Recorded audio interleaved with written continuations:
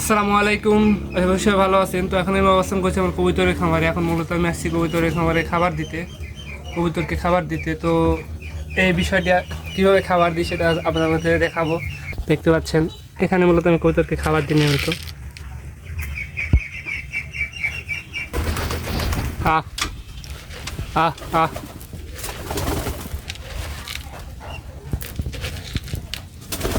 আহ আহ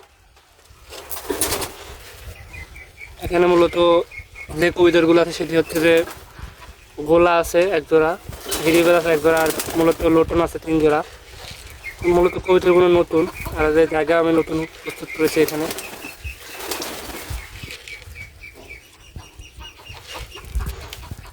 এগুলোই শান্তি আর কি, এখানে ভালো লাগে। আহ আহ আহ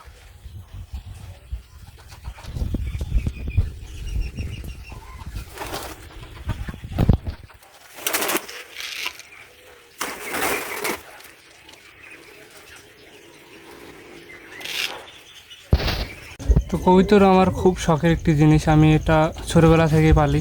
তো অনেকদিন বাইরে থাকার কারণে, নাটোর পড়াশোনা করার কারণে আমি কবুতরগুলো পালতে পারি নাই। তো আমি বাসায় আসার পরে আবার একটু ছোটো করে জায়গা করছি।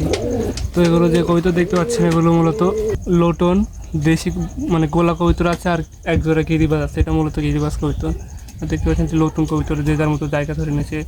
মূলত টং দিয়েছিলাম, কিন্তু এই লোটন কবুতর একটু বড় হওয়ার কারণে আর পায়ে পশমের কারণে দেখা যাচ্ছে এগুলো আপনার টঙের ভিতরে ঢুকতে পারে না। এগুলো মূলত টংটি হচ্ছে যে দেশি কবুতর জন্য। আর এটা দেখতে পাচ্ছেন না, মূলত 3 জোড়া লোটন কবুতর, এটা একটা, আর এখানে এক জোড়া আছে, আর এগুলো সব দেশি কবুতর।